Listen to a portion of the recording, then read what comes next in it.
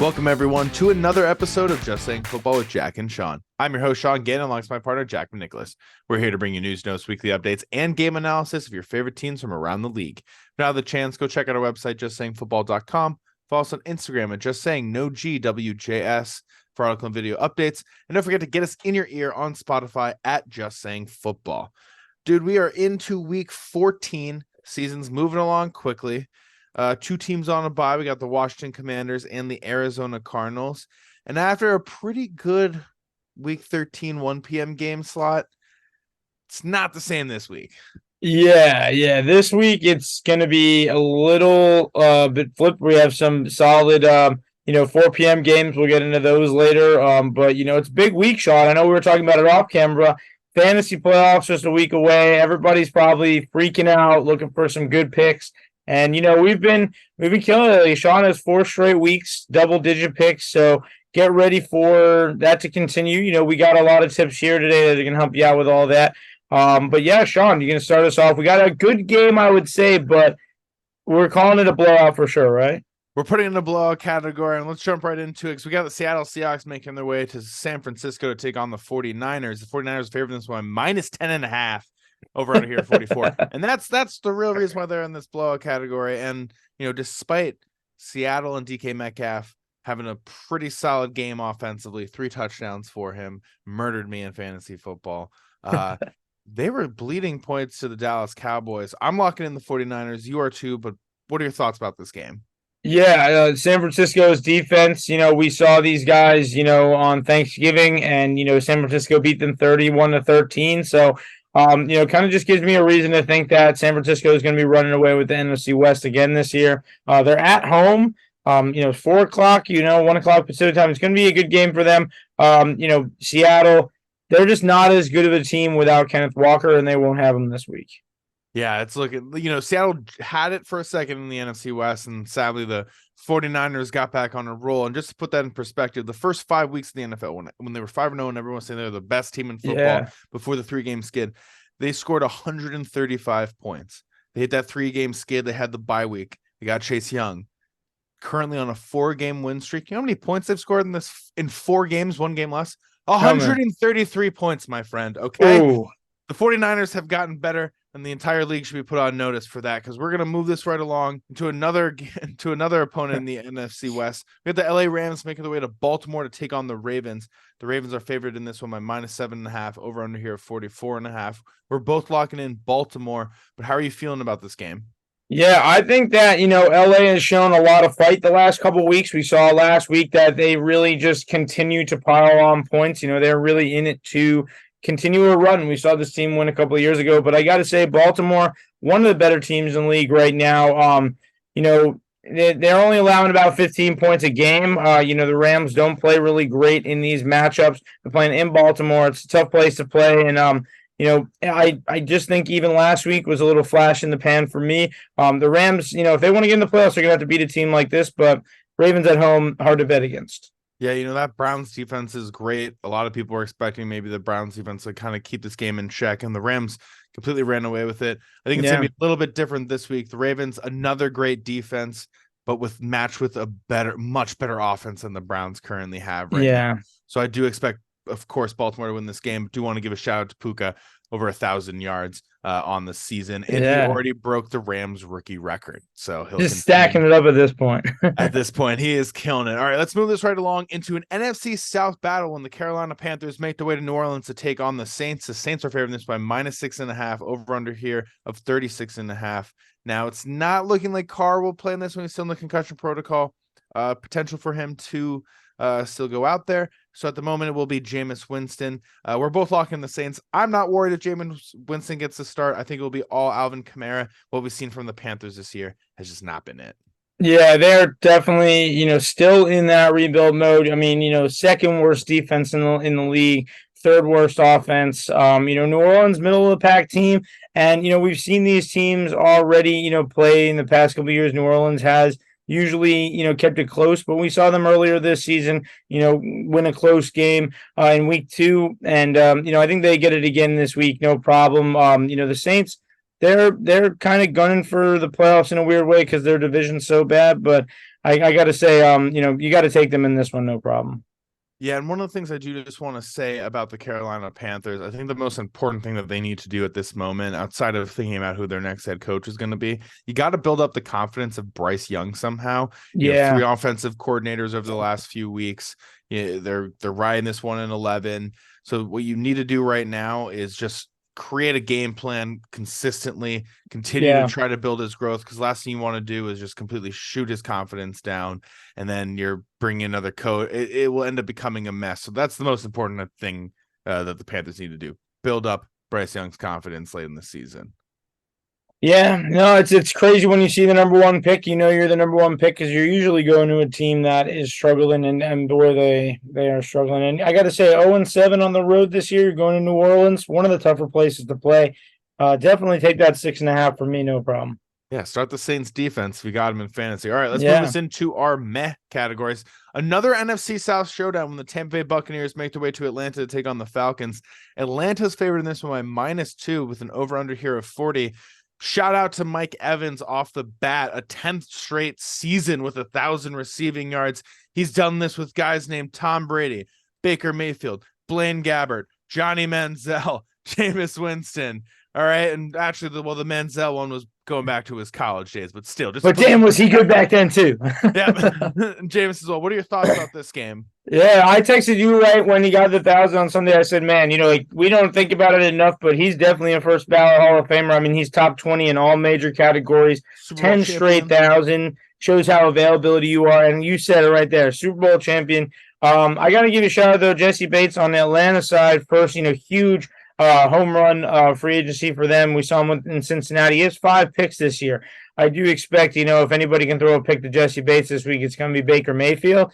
I kind of see both of these teams the way that I saw them when they played each other. Kind of back in week 7, it was 16-13 game. Very much, I like the Tampa Bay Bucks in this one, even though they are, not favored. This would be a great underdog pick for the week.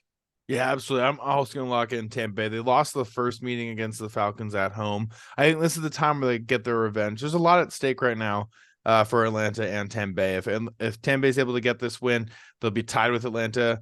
Actually, I think they'll have they will be tied with Atlanta for first overall in the division. And that's exactly where you want to be. The NFC South is weak, and the Saints also have a chance if they beat Carolina. Somebody is getting into the playoffs in that division and with a losing record. Playoff game. The Panthers, this problem every year. We talk about this problem every year, and I love it because you look at these teams that are in the weak division, they're hosting the playoff game. We always know that that's going to be kind of an underwhelming game. I see that with a lot of these NFC South teams. But yeah, take the Bucks and a Mike Evans touchdown and leave it at that. Yeah, and throw a Conway in there. Keep in mind, Falcons 6-6, Bucks 5-7, Saints 5-7. So again, a win for the Bucks, a loss for the Falcons, a win for the Saints. It's all 6-7. It's going to be interesting. All right, let's move this along in our Met category. We have the Detroit Lions making their way to Chicago to take on the Bears. Lions are favored in this by 4.5. Over under here of 46.5. We're both locking in Detroit off the bat. This game was played just a few weeks ago, and it was pretty good. How are you feeling about this one? Yeah, we saw this, this game a couple weeks ago, just 3 or 4 weeks ago, where we had to watch the Detroit Lions start to kind of decline after, kind of having a bad first half. And they had a great safety at the end of the game that really allowed them to, kind of walk it off at the end. Detroit's going into Chicago. It's December. It's going to be cold. I'm expecting a big run game from the Lions. However, just note a weird stat, and it's a real stat. Chicago has the best run defense in the NFL. So that may just be because teams are always, having to run against them because they're up. But I got to say, you got to give credit to them there. This could be a weird trap game for the Lions, as a lot of people don't see them as contenders just yet. But I'm expecting a big day from Amon-Ra St. Brown for sure. Sam Laporta last week had probably one of his better weeks in the season, over 120 yards. And 2 touchdowns. I mean, you got to give it up for when this Lions team is able to boom. And, the Bears are a favorable matchup. I think they'll come a little bit more prepared this time. Yeah, I think for the Lions right now, it's their game to lose. It could be a trap game. You're absolutely right. This is what Dan Campbell's here to do. Completely change his Yeah. franchise around. He's done so this season. This is a must-win game for them. So 2 more games against the Vikings, which are also going to be interesting. Though I think that they have the division almost pretty much in their hands. Moving this right along, we have the Indianapolis Colts making their way to Cincinnati to take on the Bengals. Bengals are favoring this by -2.5, over under here of 40. Colts had a huge win in overtime against the Titans. Bengals had a huge overtime win against the Jaguars. What are your thoughts about this one? Yeah, I should have put overtime bets on both of those. I know that Sean got one of those with the Bengals one. Thank you, Amazing. And thank you. Shout out Jordan for sure. And the thing I was shocked about as much as anybody is, Jake Browning kind of keeping the trend of backup quarterbacks going this season. But man, the kid showed up last week. You got to give it to him. And the great thing really is he was connecting with Chase. We were talking about it off camera. As I had the Chase 5.5 in the parlay I posted on our Instagram, and me and Sean were saying, it's going to be a lot of short completions to Chase to get him involved and get him in flow. When you look at all the Jake Browning completions, I went back and watched every single one of his things, like all of his completions. First 8 targets are like 6 of them to Chase, all of them are 5 yards. I think that they can chip away at Indianapolis's defense, especially at home. I love what we saw with Mixon last week. This is going to be a good running back battle. Zach Moss and Joe Mixon, 2 guys who get a lot of questions. But I'm excited for Jamar Chase versus Michael Pittman. That's going to be a really key offensive match. A lot of key offensive matchups in a game you don't think about has a lot of fantasy relevance. Yeah, I'm gonna go with Indianapolis. I do like what the Bengals did and Jake Browning, but I think it's unlikely he'll complete another 86% of his passes. Gotta keep that. And Trevor Lawrence is gonna go down in the middle of the game. Yeah, I think Trevor Lawrence in that game. I think the Jaguars win that game probably doesn't go to overtime.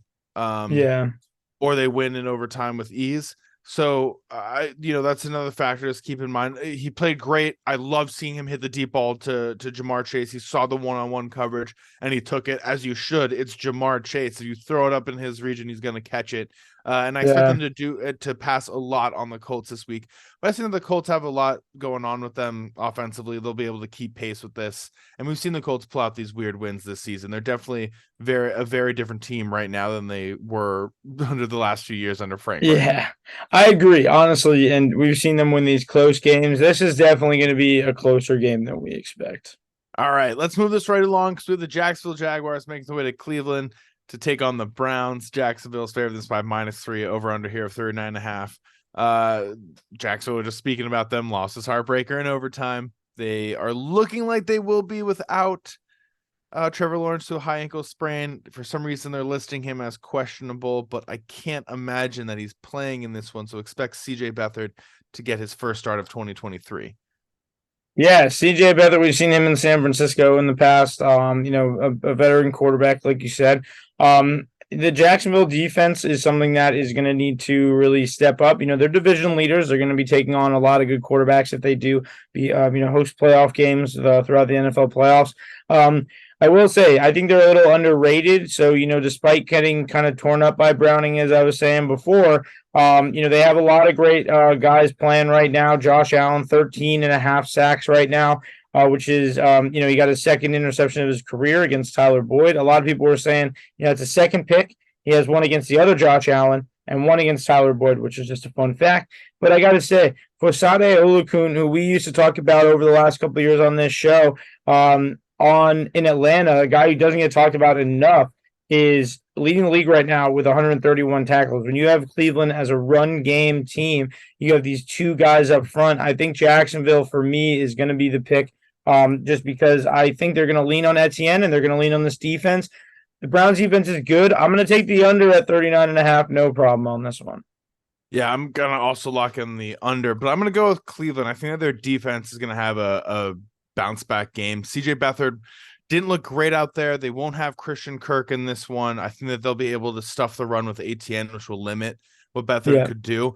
This is the weird game. I don't think it's 50-50. I think -3 spread is unusual. I would have put this more at like -1 to Jacksonville. Yeah, you think it's going to be that close, yeah. Yeah, I think, maybe they're thinking Cooper Kupp or Amari Cooper still in the concussion protocol. So with him out, there's higher chance maybe that Jacksonville can still get going with Calvin Ridley and Evan Ingram and Travis Etienne still in the backfield there with those guys healthy.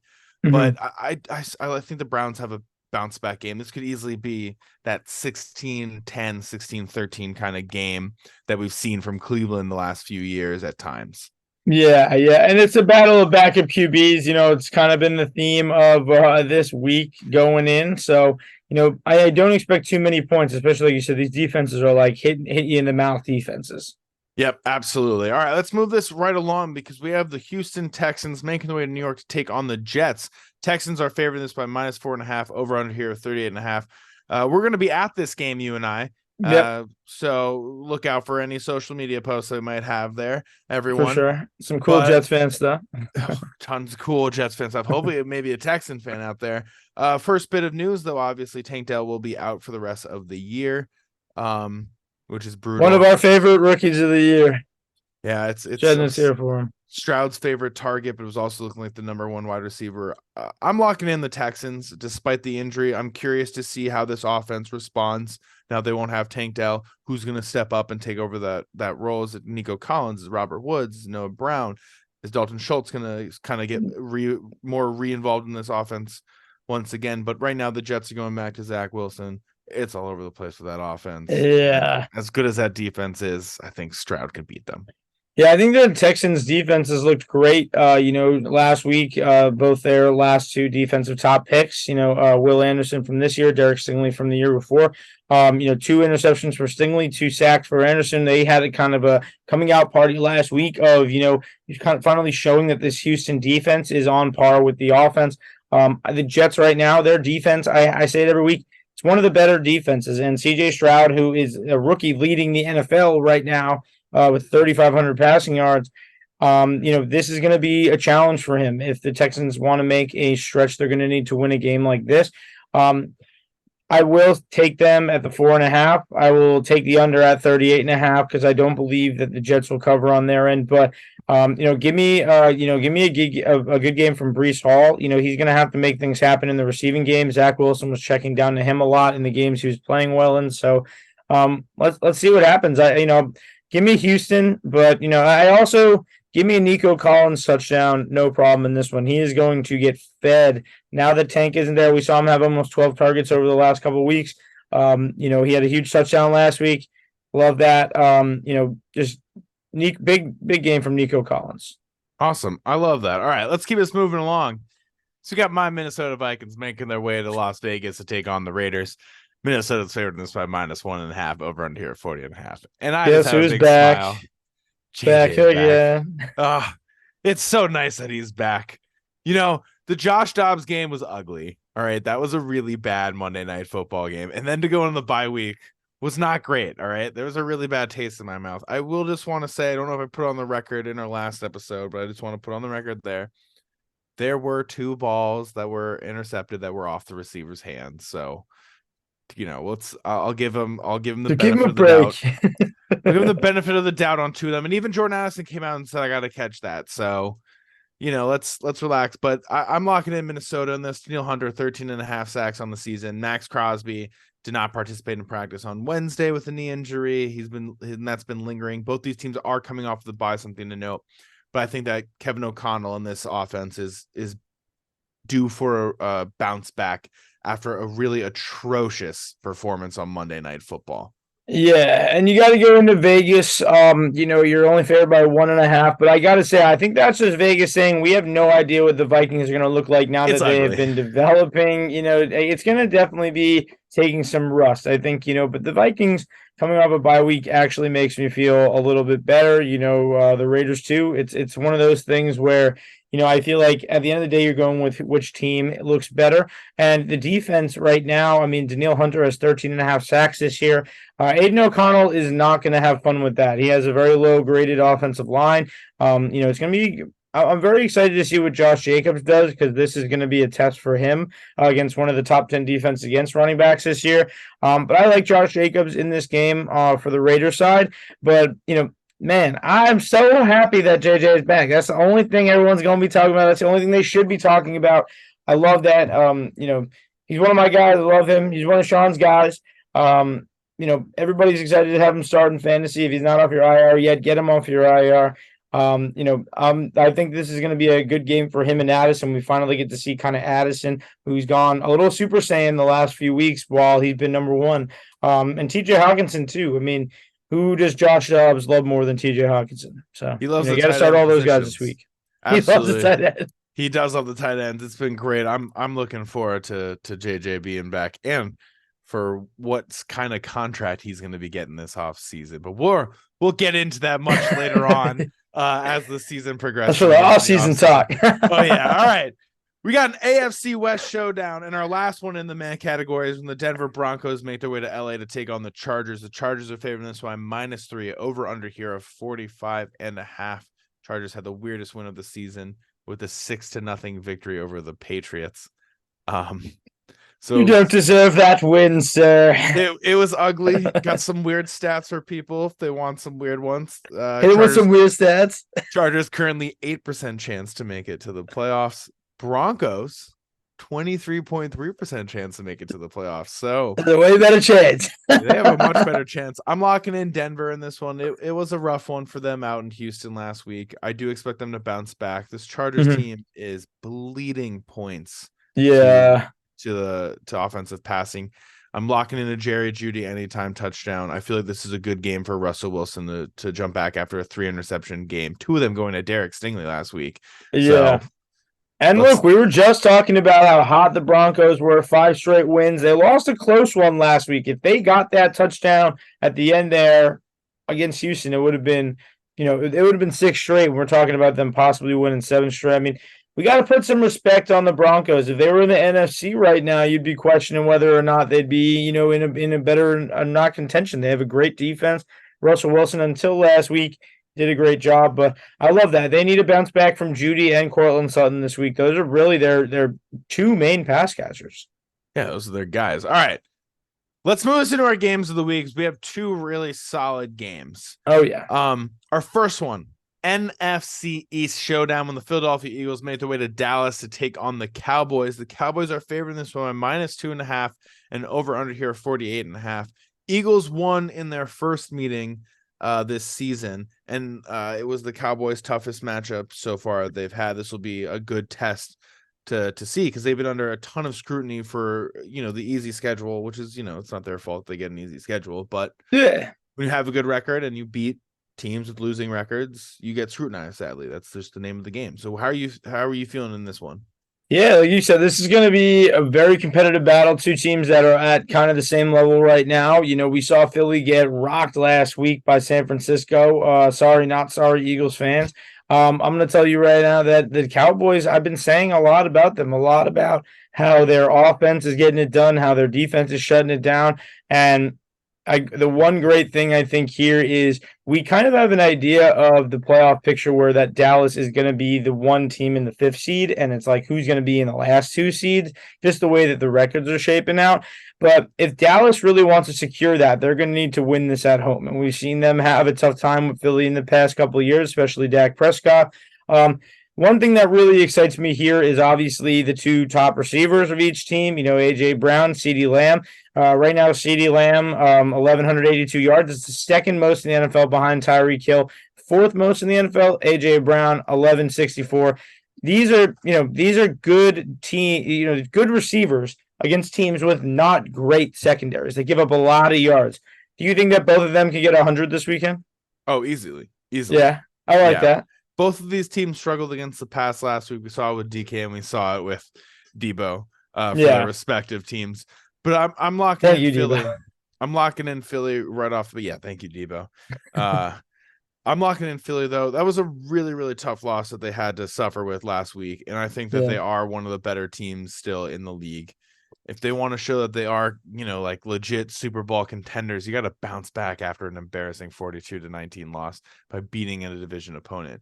Whether or not it's ugly, it doesn't matter. You just got to walk away with the win right now. Now, Dallas, on the other hand, though, if they win this game, them and Philly are tied for number 1 in the NFC East. And like you said, it really does begin to start to shake up the playoffs if Dallas walks away with the win. So I'm excited. I don't know. I'm with you on Philly. I want that clear. I'm with you, but it's like But I'm not we've against seen the the Dallas win Cowboys for the shakeup. Yeah, for the shakeup and for the love of the game and the NFC getting shaken up. And maybe to see Dallas go from 1 to falling down in the first week, that would be hysterical. But I will say, outside of my Giants bias, the great thing about this game, I think we were going to expect a lot of points. I think the 48 is easy. There's no, the front sevens of these teams are scary, but the secondaries are terrible, in my opinion, like we just said. So I think the key really is if they can utilize, Tony Pollard, DeAndre Swift on each side, get things done, utilize their weapons.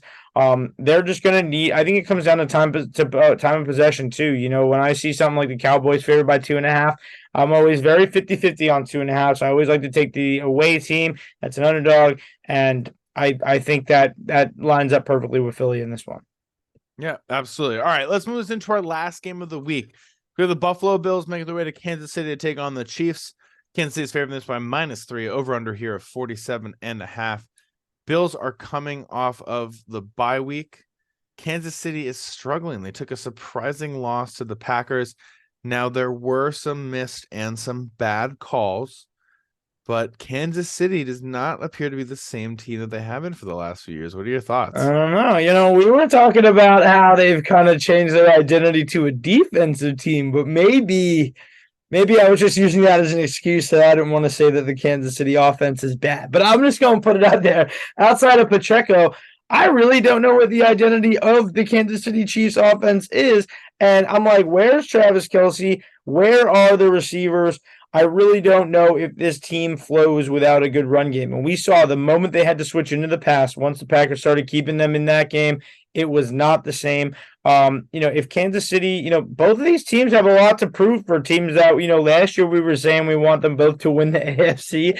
And Kansas City, who's the reigning Super Bowl champions, that they've been able to continuously keep this up. Look, I'm not discounting them in December. It's December now. We know how dangerous Andy Reid and Mahomes are in December.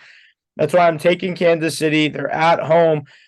But, man, I mean, if there's another team outside of Kansas City in the AFC that's got something to prove right now, it's got to be Buffalo. We've seen them just lose to KC. We've seen them do this. This needs to be a wake-up call for the Bills. Yeah, I mean, Buffalo needs the bounce back win right now. They're currently 6-6. They're 3 games behind Miami in the AFC East. They're 10th right now in playoff seeding. They're behind the Texans and the Broncos. Just to keep that into perspective for everyone, the Broncos are ranked above them in the playoffs, which is not where you expect them to be right now in week 14. And I'm going with Buffalo though in this game because of all those reasons. They have a lot to play for. They have all these different things, but I'm worried about Kansas City's offense, not because Patrick Mahomes can't move the ball downfield or anything because of that, but there's no one outside of Travis Kelce, and it's been this way all season, that's stepping up consistently. Where's Tony? Is it going to be Tony? Is it going to be Rice? Is it going to be MVS? Yeah. Who is it going to be that's going to be this guy that steps up and then is consistently? And I want it to be Rice really badly because when they said it was going to be Rice. And it just hasn't happened. I mean, which also makes next year's draft a little bit scarier when they draft a wide receiver, but which we know they're going for. Yeah, but to me, it's the name of the game for Buffalo. They got Von Miller available. They still have a good front seven.